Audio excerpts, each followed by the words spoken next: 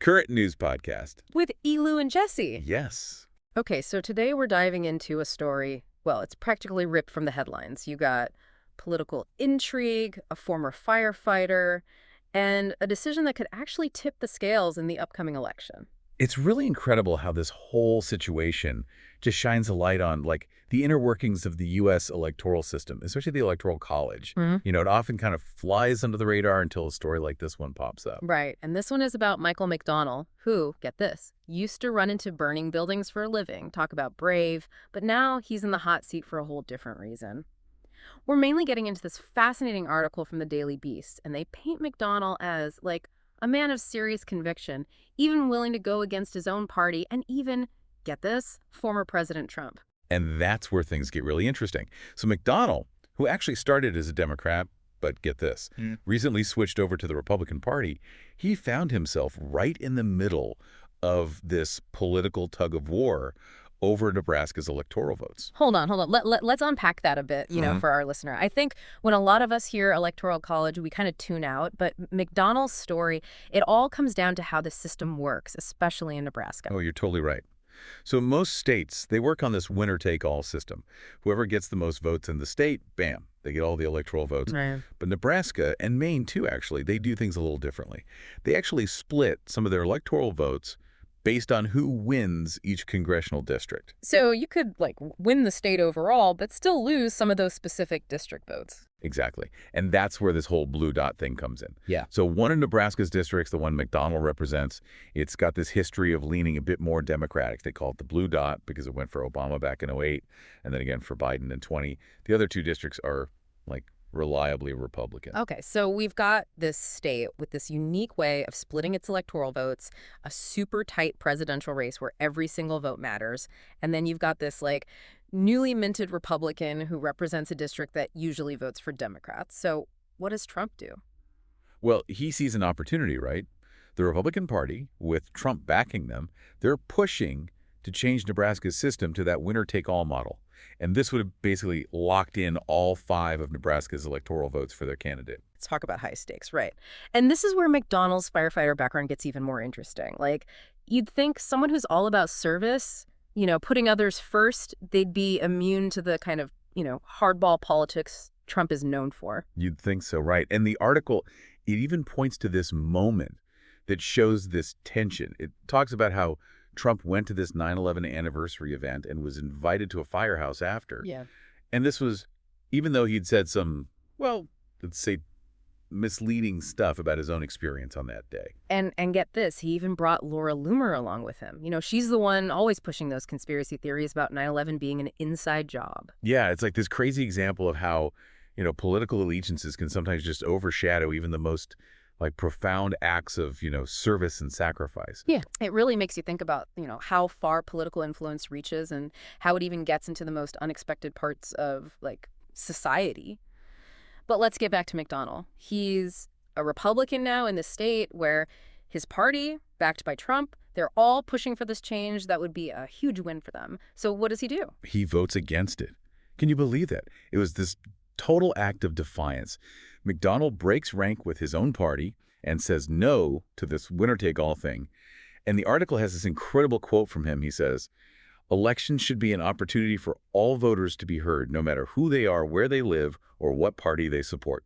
Wow, that is a powerful statement, especially with all the craziness in politics today. He's basically saying every single voice matters, even in a system that, let's be honest, often feels rigged against the minority. Exactly. And it's even more incredible when you think about his background.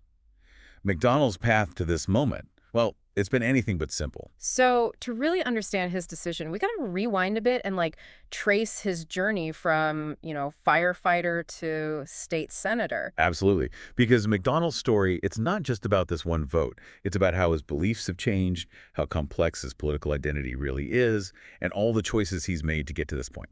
Okay, so let's go back to the beginning then. What made Michael McDonald into the man who would, stand up to Trump and challenge the way things are? Well, to really get McDonald, we got to go back to his roots, way back to his 24 years as a firefighter.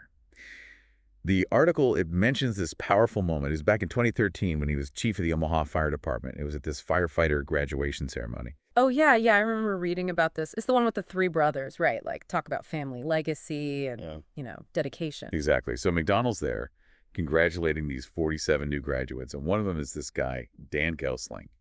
And get this, both of his brothers were firefighters too. And their dad, Captain John Gusling, he actually died in the line of duty, like way back in '96. He was fighting this massive arson fire, a four-alarmer. Man, it's tough to even imagine the weight of that legacy, to keep going with that job, even after such a heartbreaking loss. It really says a lot about the world that shaped McDonald. Yeah. It was all about duty, selflessness, putting your life on the line for others. It was just part of the job. Yeah, you can definitely see how an experience like that would shape your moral compass, you know what I mean? Your sense of right and wrong. But how does someone go from fighting actual fires to, like, navigating the whole fiery world of politics? Honestly, it wasn't some straight shot. Remember McDonald, he started out as a Democrat. He even called it a family tradition at one point. But even back when he was fire chief, there were these hints that his views didn't always line up with the whole Democratic Party line. You're talking about that graduation ceremony again? I remember something about that rubbing some people the wrong way. Exactly. Yeah. It seemed like a small thing at the time, but looking back, it said a lot. So he's up there addressing the graduating class, and McDonald, he pauses for a second and blesses himself. And this is important because later on, you see his stance on things like abortion, where he was the only Democrat to vote for that near-total ban, and transgender rights he supported, banning gender-affirming care for minors. It just paints a more, how do you say, complicated picture. Yeah, those are some pretty conservative stances, especially for a Democrat back then. No doubt. And eventually it led to this whole clash with his own party, which ended with the Democrats censuring him. And this is a big turning point for McDonald because it leads to him switching over to the Republican Party. Right, right. In April of this year. I remember he had that whole press conference about it. And the article makes it clear that this wasn't just some calculated political move, he seemed really torn up about it. Totally. He even talked about his family history and how much it meant to him. There's this part where he talks about his grandfather and how he used to tell him, we're Irish, we're Catholic, Mm. and we're Democrats. It was clearly a deeply personal decision for him. Like he really felt like the Democratic Party just didn't represent his values anymore. So he takes this leap of faith, right, switches sides, and of course he ends up right in the middle of the whole Man J movement. Talk about timing. Seriously, talk about walking right into a political tornado. And that's what makes this whole vote against the winner-take-all thing so wild. He went against his new party, stood up to a former president who still has a ton of power, and basically put his whole political career on the line. And he did it all for a principle, for this belief that every single vote should count. That's what makes this whole story so interesting. It reminds you that even in politics, where it feels like everyone's just out for themselves, personal conviction can still mean something. Absolutely. But we can't just ignore the potential fallout here. Trump, well, he didn't waste any time going after McDonald, called him a grandstander on social media and everything. Which, knowing Trump, feels like a pretty clear warning shot to anyone else thinking of breaking rank? For sure. And now McDonald's in this tricky spot. He's on the outs with his old party because of his views on social issues. And now he's publicly defied the unofficial leader of his new party. Yeah. Where does he go from there? That's the million-dollar question, right? But it also makes you think about this bigger idea of political courage and, what it really costs to go against the grain. Is there even room for independent thought in politics these days? Or is it all about just following the party line? Man, that's a question that goes way beyond Michael McDonald. It gets to the core of our whole democracy. But before we get too deep into that, let's bring it back to our listener for a sec. Right, right. So what does all this mean for the person listening at home right now, trying to wrap their head around all of this? Well, I think there are a few big takeaways here. First off, McDonald's story shows just how important it is to understand how our political systems work, even the parts that seem, kind of confusing or irrelevant. Yeah, we can't just ignore the Electoral College or pretend it's just something we learned about in high school civics, right? Yes. It has real consequences. 100%. And second, I think McDonald's story is a good reminder that even when it feels like the pressure's on, one person can still make a difference. It's nice to hear that, especially when it feels like politics is all just gridlock and people fighting. Totally. But it's not just about what one person does. It's also about understanding how complicated these issues are and thinking about the people involved. That's a really good point. We can't just decide if McDonald's the good guy or the bad guy just based on one vote or a few things he believes in. There's always more to the story. Exactly. And that's where the real learning happens, both for us and for the people listening. It's about being open to different sides of things, questioning what we think we know, and remembering that even when people are completely divided, there are always shades of gray. It's about like really getting into the weeds of it all, Mm. not trying to make it simpler than it is or turn people into villains. It's something I think we all got to work on. Me too. But it's worth it if it means, keeping our political system open to different points of view, letting people think for themselves, and yeah, even disagree sometimes. You said it. And that's what makes this whole thing so relevant to everyone listening, right? Because McDonald's story, yeah, it's personal, but it also makes us think about the big questions we all face as, citizens in a democracy. Like, how do we make sure our voices are heard? How do we deal with these complicated issues? What does it even mean to be, like, politically active these days? It's a lot to think about. So, as we wrap up this deep dive into Michael McDonald's story, what's the one thing you hope sticks with our listeners?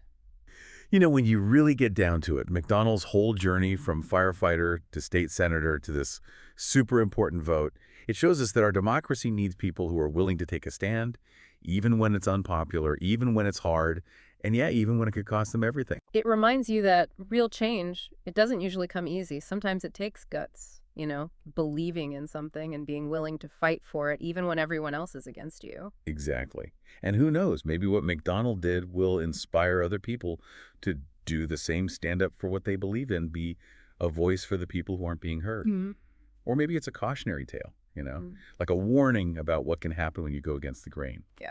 Either way, it's a story that needs to be told, talked about, debated. Absolutely. Because at the end of the day, Michael McDonald's story is really a reflection of our own choices, what we believe in, and how we shape the future of our democracy. And that's a conversation we all need to be a part of. Send the dogs to the daily news. Send the dogs to the daily news. Bringing voices, headlines, and shoes. We turn the dial to the daily news.